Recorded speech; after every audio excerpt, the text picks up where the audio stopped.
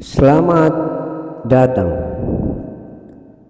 Forum Sastra Indonesia Timur, biasa disebut POSAID, baru saja melaksanakan diskusi sastra diberi judul Diskusi Buku Puisi Jaraming karya Suparman Sopo di Kafe Baca Makassar pada Jumat sore pertengahan Maret 2022. Dalam diskusi sastra tersebut, sebagai pembicara adalah Mahrus Andis, seorang sastrawan, kritikus sastra, dan mubalik.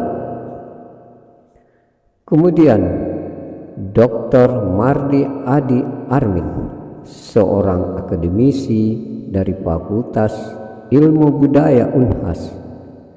Diskusi ini dipandu Anwar Nasaruddin.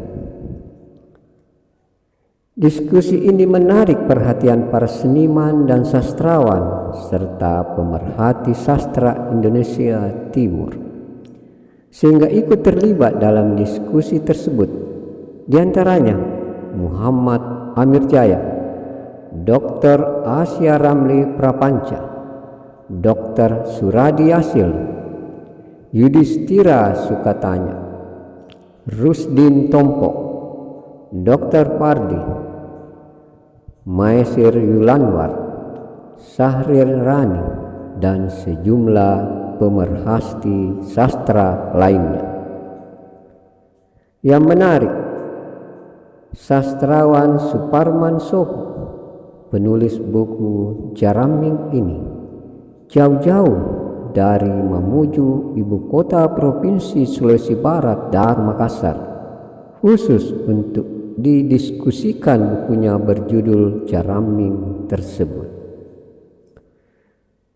Buku Jaraming ini berisi 100 puisi dengan tebal 204 halaman, diterbitkan penerbit Prime Publishing, Bantul, Daerah Istimewa Yogyakarta. Ketika diskusi dimulai, yang paling menarik perhatian peserta diskusi adalah judul buku ini. Jaraming adalah kata dari bahasa Mandar yang diartikan dalam bahasa Indonesia berarti cermin. Judul ini diambil dari salah satu judul puisi dalam buku ini. Alasan penyair Suparman Sopo memilih Jaraming sebagai judul buku tersebut, selain bisa mewakili dari keseluruhan puisinya, juga kata Jaraming bisa memberi kesan sufistik, magis, dan karakter lokal Mandar. Ini adalah yang oleh Raudal mengatakan inilah cermin diri, cermin untuk melihat ke dalam diri, ke dalam alam dalam diri, kemudian memadukannya dengan alam luar diri kita. Dalam catatan Mahrus Andis, tema puisi dalam buku Jaraming beragam.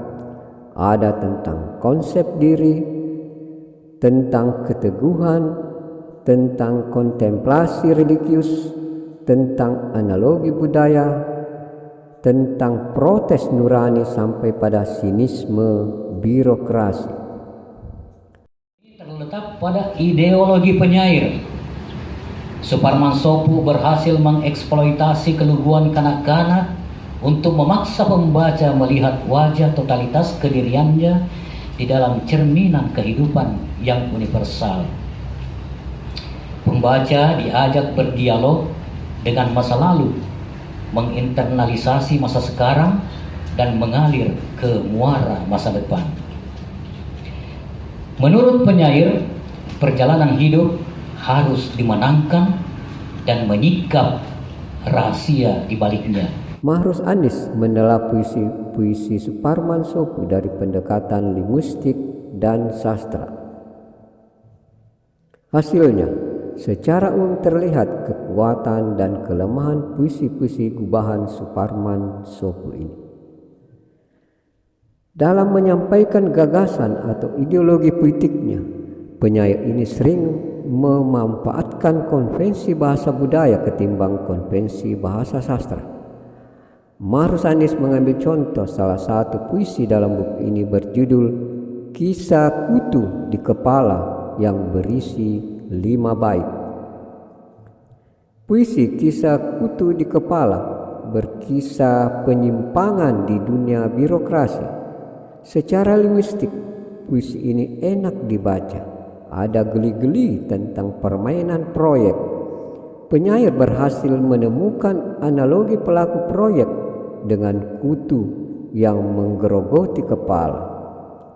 Tapi di sisi lain, larik-larik puisi terkesan vulgar, mengusung kata-kata besar. Namun berkat keterampilan penyair membungkus kata-kata vulgar itu dengan majas atau bahasa figuratif sehingga mengurangi kesan vulgar tersebut. Pada beberapa puisi penyair lahir dari kontemplasi yang cukup dalam sehingga dianggap hampir sempurna dalam memenuhi unsur semiotika, dimensi semantik, sintaksis, dan pragmatis. Puisi dimaksud berjudul Tak yang terdiri 3 bait. Salah satu kekuatan Suparman Sopu dalam puisi Tak adalah kualitas kepekaan batinnya terhadap nilai-nilai kultural di tengah masyarakat. Gapai, aku yang lahir dari perut mandar, jika aku sebut tak, tidak ada lagi yang dapat menghalangiku. Mamuju 21 Mei 2010. Makna filosofis Tak adalah keteguhan hati seseorang dalam menghadapi tantangan hidup yang berat. Inilah kekuatan penyair Suparman Sopu dalam menyerap potensi filosofi kearifan lokal masyarakat. Jelas Mahrus Andis. Catatan lain Mahrus Andis terhadap puisi-puisi religius Suparman Sopu lebih bernuansa sufistik, seperti pada puisi berjudul Doa Pembuka. Struktur diksi puisi terasa kuat membangun estetika larik-larik puisi, tapi di sisi lain terasa kurang makna semiosisnya, sehingga melahirkan puisi samar bagi pembacanya. Sementara pada puisi Jaraming, Mahrus Andis mengakui kekuatannya terletak pada ideologi penyairnya. Penyair mengajak pembaca berdialog dengan masa lalu, menginternalisasi masa sekarang, dan mengalirkan untuk masa depan. Sementara bagi pembahas kedua, Dr. Mardi Adikmin, puisi Suparman Sopu dari sisi linguistiknya berusaha membangun sastra jenis kontemporer. Penyair berusaha menjadikan bahasa semantiknya menjadi bahasa sastra yang cair. Ia memberi contoh pada puisi Jaraming yang kemudian dijadikan judul buku ini. Kata Jaraming ini mewakili fokus penulis pada apa yang dilihat, didengar, dan dirasakan yang melintasi dimensi ruang dan waktu dari masa ke masa. Sopu ini juga berhasil mengolah stilistika linguistik tadi itu dari kosakata yang bermakna tunggal itu menjadi stilistika literer yang berisi mengenai emosi dia, mengenai produksi sastra dia, ya, mengenai isi batin dia, mengenai ideologi dia. Tadi Mahrus mengatakan seperti itu, dan itu menjadikan puisinya sangat menarik dan kontemporer. Dalam catatan lain Dr. Mardi Adi Armin ini, sastra telah menjadi kekuatan pembaharu dalam mendobrak kebentuan ideologi. Ia memberi contoh dalam disiplin ilmu sejarah. Para pakar sejarah menjadikan sastra sebagai jembatan untuk mendapatkan ilmu pengetahuan masa lalu maupun untuk menyampaikan ilmu pengetahuan kepada masyarakat. Sastra telah menjadi pembaharu kebenaran masa lalu yang samar-samar.